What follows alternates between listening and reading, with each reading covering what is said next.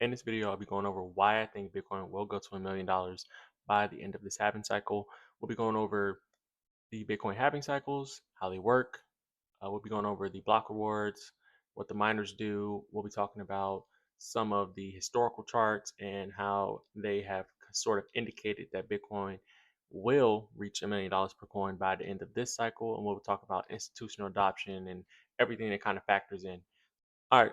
So, first thing I want to talk about is, well, one, this chart, right? And this chart is just, it's a chart I found online. It just shows Bitcoin's price as time has gone on over the years. It also shows us the halving cycles, as you can see, right? So here we have our first halving cycle in, what year was this? This was 2000. And well, here we have Genesis block all the way down here when it was first made, right? And then here we have the halving cycle that happened 4 years after that, in 2012, and Bitcoin's price was about $12.50 or $10.81.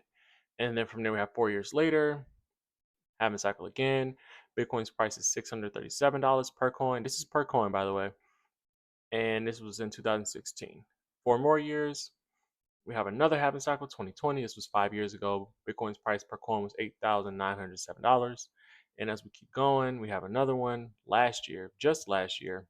And Bitcoin's price last year in the beginning or in April of 21 was $64,936 per coin. Currently, Bitcoin is priced at about $117,589 per coin, right?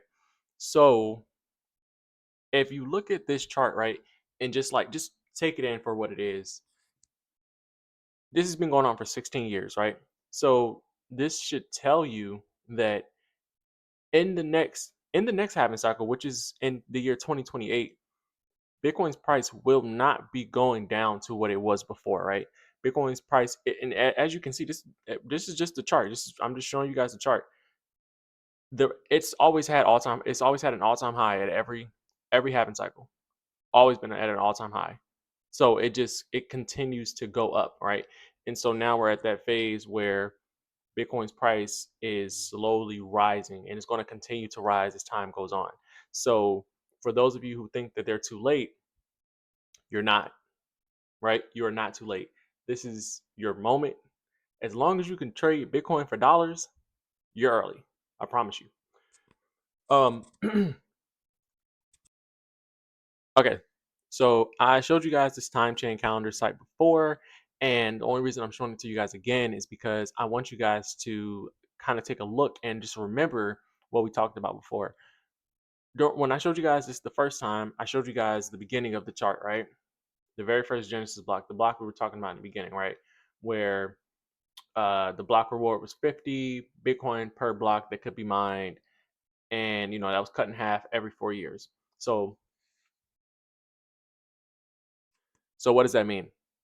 The amount of Bitcoin that the miners can mine is cut in half every 4 years. It means that the total supply of Bitcoin it means that affects the total supply of Bitcoin, right? So if you if you cut the amount of blocks that can be mined every 4 years, that means that the supply is slowly rolling out, right? And that means that the amount of Bitcoin you can mine for that year is is not the same as the past 4 years, right? So it's just going down as time goes on. So what does that do to the supply? It's the supply and demand that we talked about in the last video.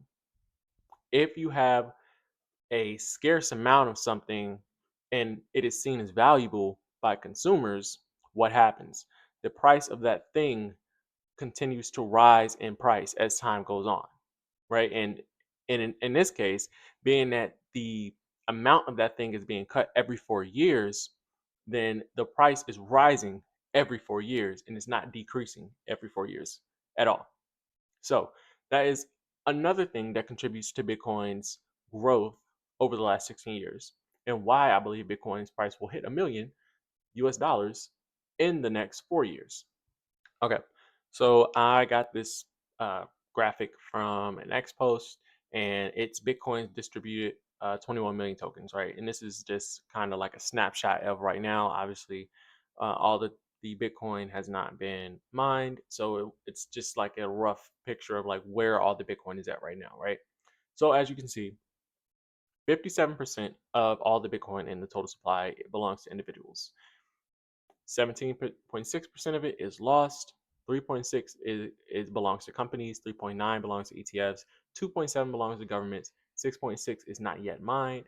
5.2 is in Satoshi Nakamoto's wallet, and 3.4% of that is miners. So I'm showing you guys this to put this in perspective to you guys, right? 10.2% of Bitcoin belongs to governments, companies, and ETFs combined, right?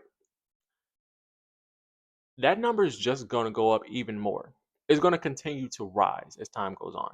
Granted, 57% belongs to individuals, but as these companies adopt more Bitcoin and as people sell their Bitcoin, the number of governments, ETFs, and companies will rise in price and continue to grow.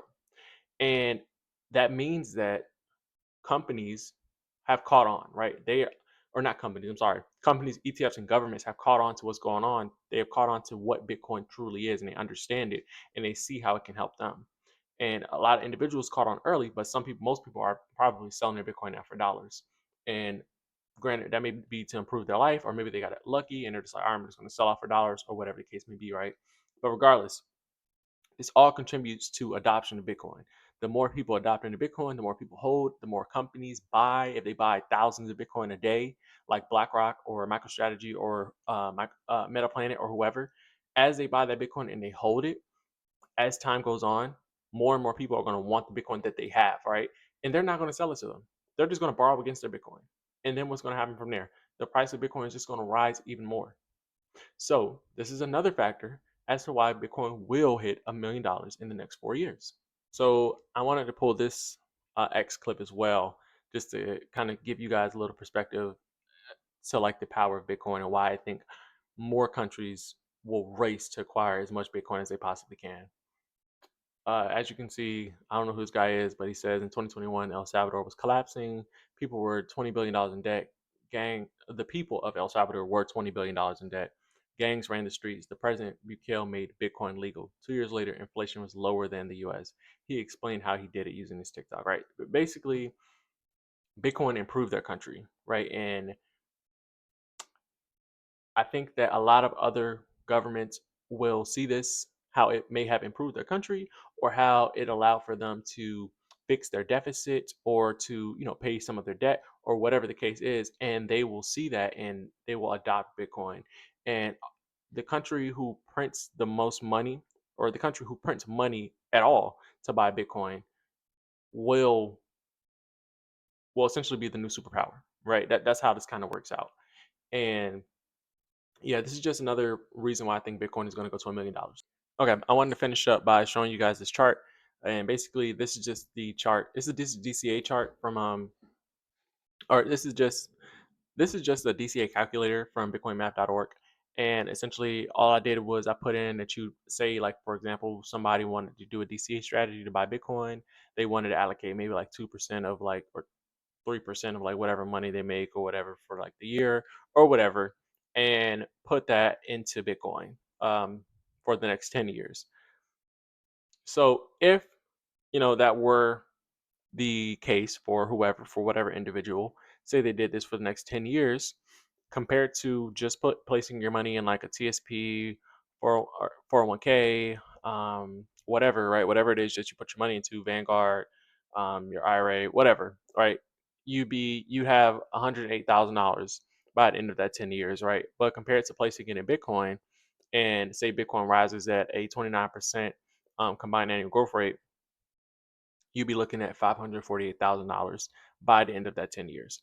So, which is a difference of $439,618. So, the power of Bitcoin and compounding interest can get you where you need to be. You just have to be focused, lock in, don't get distracted, and just watch your wealth grow, build wealth. And so, where do you go from here? DCA for the next 10 years, DCA for the next 4 years, 8 years, however long you want to do it, right? Dollar cost average, stay focused, lock in, secure your Bitcoin the right way, buy a seed signer,